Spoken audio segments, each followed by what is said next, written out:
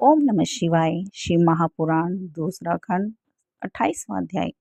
ब्रह्मा जी बोले, हे नारद, इंद्र की सेना शिवगणों से युद्ध करने लगी। उस युद्ध में असी शूल, तोमर, बाण, पटिस आदि अस्त्र का प्रयोग होने लगा।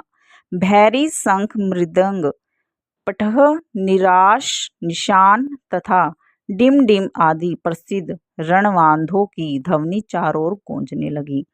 सभी योद्धा उस युद्ध में अपनी वीरता का अधिक प्रदर्शन करने लगे। जिस समय शिवगणों ने अपनी परम वीरता को प्रकट किया, उस समय इंद्र की सेना को पराजित होते हुए देखकर भृगु ऋषि ने उच्चाटन मंत्र का जप करके वीरभद्र की सेना को असक्त बना दिया। तब इंद्र की सेना ने उन्हें अत्यंत दुखी करके सशस्त्र योद्धाओं को जान से मार डाला। उस अयाचित विपत्ति को देखकर शिव के गण भयभीत होकर भागने लगे और इंद्र की सेना विजयी हुई।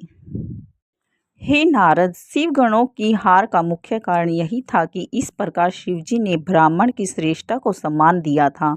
अरस्तु जब वीरभद्र ने यह देखा कि उनकी सेना हार कर भाग रही है, तब वे भूत प्रेत आदि को पीछे कर स्वयं आगे बढ़ आए। जो बड़े बड़े सेनापति योद्धा बैल पर सवार थे, वे भी उनके साथ आगे आकर खड़े हुए। तदुपरांत उन्होंने अपने हाथ में त्रिशूल लेकर इंद्र के साथ महाभयंकर युद्ध किया। उन प्रहारों से घायल होकर देवता आदि भयभीत हो युद्ध क्षेत्र से भागने लगे। किसी के विभिन्न अंग कट गए तो कोई टुकड़े टुकड़े होकर गिर पड़ा। इस प्रकार देवताओं की संपूर्ण सेना क्षीण हो गई। कुछ देवता तो भागकर अपने घरों की ओर चले गए। उस समय अकेले इंद्र ही दृढ़ता पूर्वक खड़े हुए युद्ध क्षेत्र में दिखाई पड़ रहे थे। अपनी सेना को इस प्रकार भागता देखकर इंद्र ने अपने गुरु बृहस्पति से कहा, हे गुरु, आप देवताओं की सेना के रक्षक हैं, अतः आप हमें कोई ऐसा उपाय बताएं जिससे हमारी जीत हो। यह सुनकर बृहस्पति ने उत्तर दिया, हे इंद्र, विष्णु जी ने तो जो कुछ कहा वही सब इस समय सामने आ रहा है। मंत्र, तंत्र, औषधि, वेद, धर्मशास्त्र, पुराण, विचार, प्रीति आदि ये सब शिवजी की महिमा को जानने में असमर्थ हैं। तुम मूर्ख हो जो बच्चों के समान बुद्धिहीन बनकर उन्हीं भगवान सदाशिव से वैर ठान रहे हो। यह सभी गण शिवजी की आज्ञानुसार आए हुए हैं और इस यज्ञ को नष्ट करके ही मानेंगे।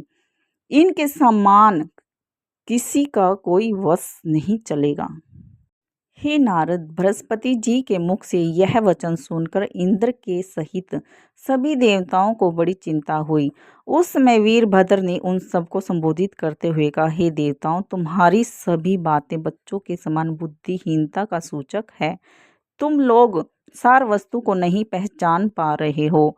अरस्तु इस यज्ञ में जो जो देवता भाग लेने के लिए आए हैं, वे सब मेरे समीप आकर यज्ञ का भाग ले जाएं। यह कहकर वीरभद्र ने एक बार फिर इंद्र, अग्नि, कुबेर, वरुण, सूर्य, चंद्र आदि देवताओं को संबोधित करते हुए कहा, हे देवताओं, तुम सब मेरे समीप आकर अपना अपना भाग ले जाओ। मैं तुम्हारे सुख पहुंचाकर ऐसा प्रसन्न करूंगा कि तुम्हें सदैव के लिए भगवान सदाशिव की महिमा का ज्ञान प्राप्त हो जाएगा। इतना कहकर वीरभद्र अत्यंत क्रूर होकर बाण वर्षा करने लगे। उनके तीक्ष्ण बाणों के प्रहार से इंद्र के शरीर को घायल कर दिया। जब उन्होंने यह अनुभव किया कि वीरभद्र पर वे किसी प्रकार विजय प्राप्त नहीं कर सकते, तो सब देवताओं के साथ भाग खड़े हुए। हे नारद, यह दृश्य देखकर सब ऋषि मुनि अत्यंत भयभीत हो विष्णु की शरण में गए और उन्हें प्रणाम करके इस प्रकार कहने लगे, हे प्रभु, हम आपकी शरण में आए हैं, अरस्तु आप दयालु होकर हमारी रक्षा करें। उन ऋषि मुनियों की प्रार्थना सुनकर श्री विष्णु भी अपने अस्त्र शस्त्र लेकर युद्ध करने की इच्छा से वीरभद्र के सम्मुख जा खड़े हुए। जब वीरभद्र ने अपने सामने खड़े हुए विष्णु जी को देखा तो उन्हें पुकारते हुए इस प्रकार कहा, हे विष्णु, तुम यहाँ किस लिए आए हो?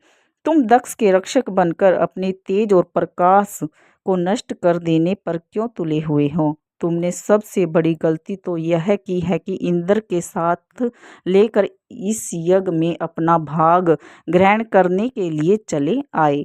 अब यदि तुम युद्ध करने के लिए आए हो तो यह भी स्मरण रखो कि शिवजी की जैसी आज्ञा है उसी प्रकार मैं तुम्हें भी अच्छी तरह तृप्त कर दूंगा। हे नारद, वीरभद्र के मुख से निकले हुए इन शब्दों को सुनकर विष्णु जी ने हंसते हुए उत्तर दिया, हे वीरभद्र, तुम शिवजी के गण हो और उन्हीं के द्वारा उत्पन्न होने के कारण पूजा करने योग्य हो। मैं शिवजी को त्याग कर दक्ष की रक्षा के निमित्त यहाँ जिस लिए आया हूँ वह वृतांत तुमसे कह रहा हूँ। दक्ष मेरा परम भक्त है और उन्होंने मेरी बड़ी सेवा की है। जब उन्होंने मुझे यहाँ आने का निमंत्रण दिया तो उनकी भक्ति के वशीभूत होकर मैं यहाँ चला आया, क्योंकि मैं सदैव अपने भक्तों के अधीन रहता हूँ। अब मैं तुम्हें अपनी शक्ति द्वारा उस स्थान से हटाने का प्रयत्न करता हूँ, इसलिए तुम्हें भी उचित है कि तुम जिस कार्य के लिए यहाँ आए हो उसे संपन्न करो। जब तक तुम मुझे पराजित नहीं कर देते तब तक यज्ञ के समीप नहीं पहुँच पाओगे।